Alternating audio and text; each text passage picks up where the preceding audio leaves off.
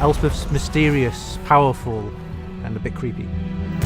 In this video, we'll be delving into Elspeth von Draken. Deathly, reclusive, and the wielder of the dragon laser. To explore who she is, her mechanics, and new units you can expect to see as part of the Thrones of Decay DLC.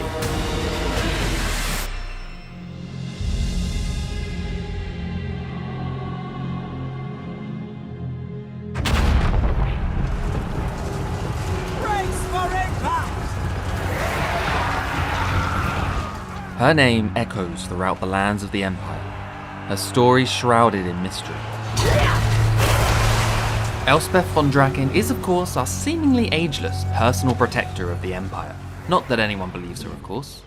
Her starting location lies in the heart of Wissenland and Nuln. We're jumping into turn 5 of our Immortal Empires campaign, where the severed rags of our homelands have been delicately sewn back together to somewhat resemble their former glory. We've no immediate threats around us, so we begin the delightful process of figuring out who to target next. The big patch of undead land in the east probably needs turfing over, so we'll begin an expedition over to Sylvania. It helps that Elspeth receives no attrition from vampiric corruption, of course. And they didn't see that coming. For Sigmar and Verena.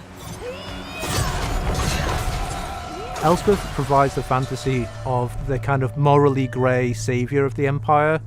Doesn't always do things the way that people might like, but she does get the job done. The way Elspeth fits into the Empire roster is that she is a spellcaster character in the same way that Gelt is, but just has a different lore of magic. She also rides a Carmine Dragon, which is a monstrous mount, and not many spellcasters in the Empire roster actually field them. A quick look around our neighbourhood and we can see a few changes. For example, Helmgard now starts under the control of Karl Franz, giving him a little more breathing room to try out his new elect account updates. And down south, Gelt seems to be missing. He now starts in Grand Cathay, fighting alongside Zhao Ming, with new updates to his campaign also. We've covered these changes in our Thrones of Decay blog posts, which you can find in the links below. For now, back to Elspeth. We've been utilising the Imperial Gunnery in the Imperial Gunnery school window, and by applying our schematics we've collected after battles, we've been able to upgrade our units. There is a nice selection of upgrades across the munition units, but we're currently focusing on our artillery, because who doesn't love explosions? So far in Tier 1, we've added in additional projectiles to our Hellstorm rocket battery, and, my personal favourite, improved the reaction time for the Hellblaster volley guns by removing the cannot run attribute, increasing their speed, and improving acceleration and deceleration through the Wayfarer ability. Not bad for a single upgrade. These are just our early upgrades as well, and as we utilise the Gunnery School, we increase our tier, unlocking further, more powerful upgrades and access to new units. With Elspeth being in charge of Wissenland and Nuln, we knew that we had to have the Imperial Gunnery School in there. The mechanic kind of writes itself, an experimental weapons school and core to the Empire. It adds to the player experience by allowing you to push the limits of what your gun units could normally do. And it gets spicy at the end. For Sigmar and Verena. At this stage, our army is primarily made up of foot soldiers. Our Nuln Ironsides are the front line of our force. And with more advanced armour, melee capabilities and missile strength than our standard Empire gunners, we'll bring them right in to weaken the enemy's front line, before bringing back in our swordsmen to take on the bulk of the melee. We're in the midst of taking the walls. We'll position our ranged units on top of them to take advantage of the height. And I think we'll target our artillery on this section, to make things a little less bottlenecky.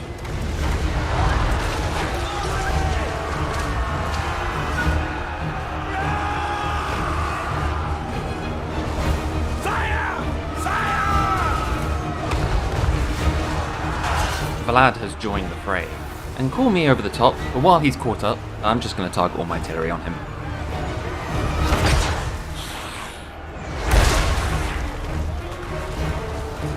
And let's mop up the stragglers using our Hochland long rifles. The Hochland long rifles is this kind of like fan favourite weapon from the tabletop. They're long range, they're armour piercing, and they can really strike targets from a distance. Both the Ironsides and the Hochland long rifles sit either side of the handgunners in terms of where they sit on the roster. It's really you take what tool you need for the job to get the job done. It's turn 20. Our armies are bespoke and our power is unquestioned, but our mantelpiece is empty and could do with some trinkets.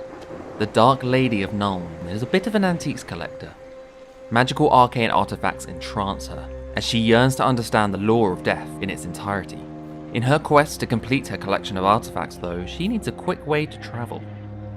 Gardens of Morr can be built in any friendly or neutral Empire-owned settlement, allowing us to create a network of pathways for Elspeth to traverse. We've set up a black tower near our capital of Nuln, so within a couple of turns, we can return to and assist our most important settlements without fear of travelling too far.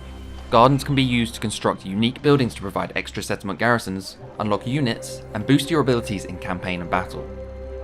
Be sure to keep in mind the cooldown after constructing each garden. It's important to plan your pathways carefully.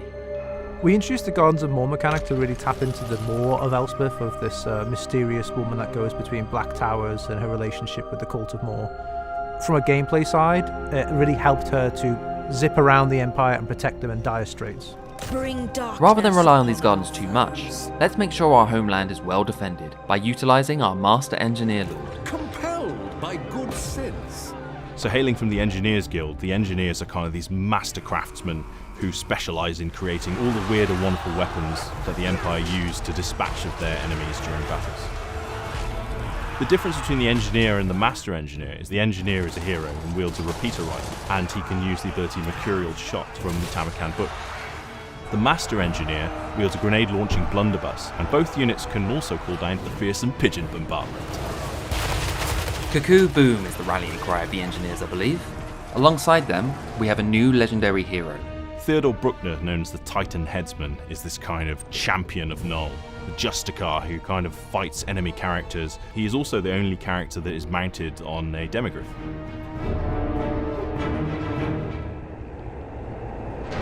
It's turn 40. Elspeth has vanquished Festus and his Fecundite faction. But our neighbours of Nuln grow irritable of our conquests.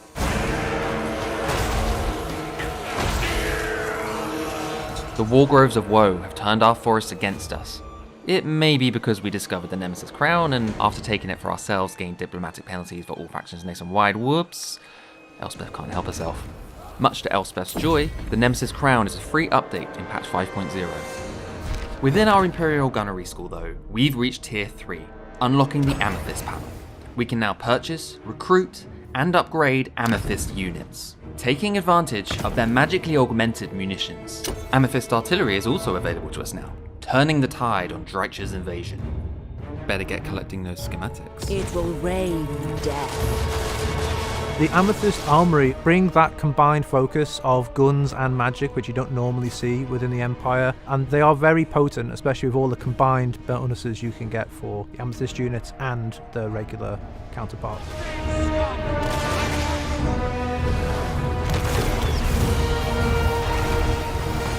Some of the later additions include dropping a giant purple sun.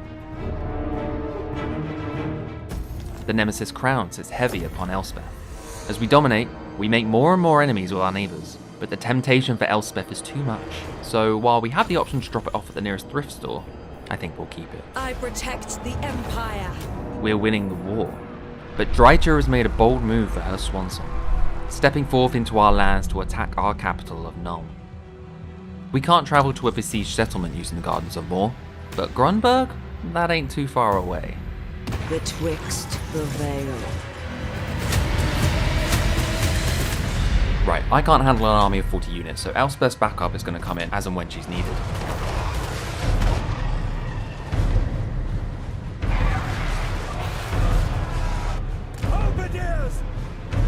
Ready for war! Our garrison can hold off the first wave of Wood Elves, but looks like Drycha's on her way with her main army.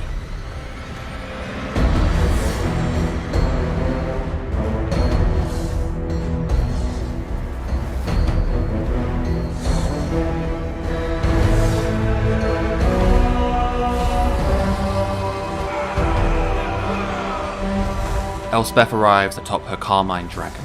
Let's boost that morale. Don't take this!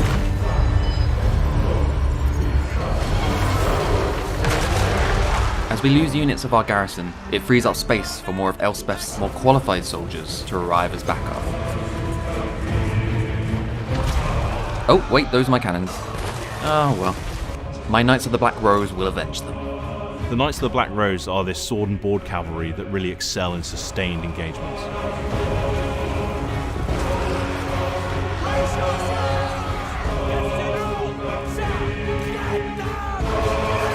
Oh dear, they're really making their way in. Plus they found some of my undefended gates. Time to call in the artillery. The steam tank, now mounted with a volley gun in the hull, is this twist on a really beloved existing unit.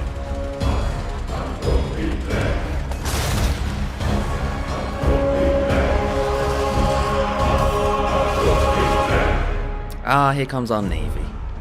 Hang on, there's no sea here. And we don't have a navy. And finally we have the Marienburg-class landship, which is this ridiculous boat on wheels with an extreme amount of firepower.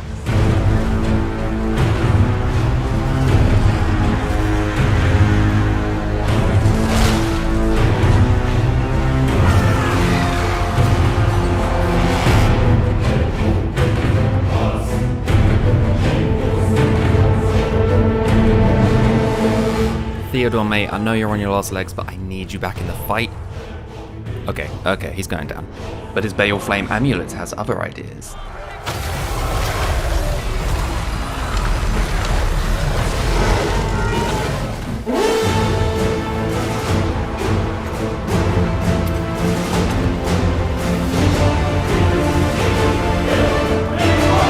Come on, men, final push. In we go. Nope. Oh, okay then. Elspeth, it's up to you.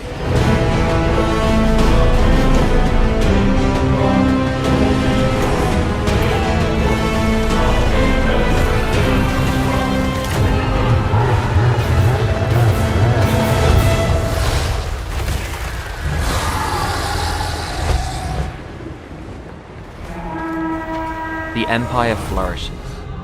We've confederated some of our allies into our faction, increasing our new Imperial authority, and we've created a vast network of gardens across the rest. Completing Tier 5 of the Gunnery School means we've unlocked the Amethyst Landship and the Purple Eclipse. Both will be powerful additions to our armies, once we find a new target to use them on. On the horizon, we see a new threat in the form of Tamakon, and perhaps yet, we'll find an ally in the dwarves. Should probably drop off the crown if we want to make friends. We'd love to hear your thoughts in the comments on the new additions, and don't forget to follow our links to find out more, including the extra campaign reworks we've added for Empire, Nurgle and Dwarves as part of patch 5.0. Check out our Steam page to wishlist it now.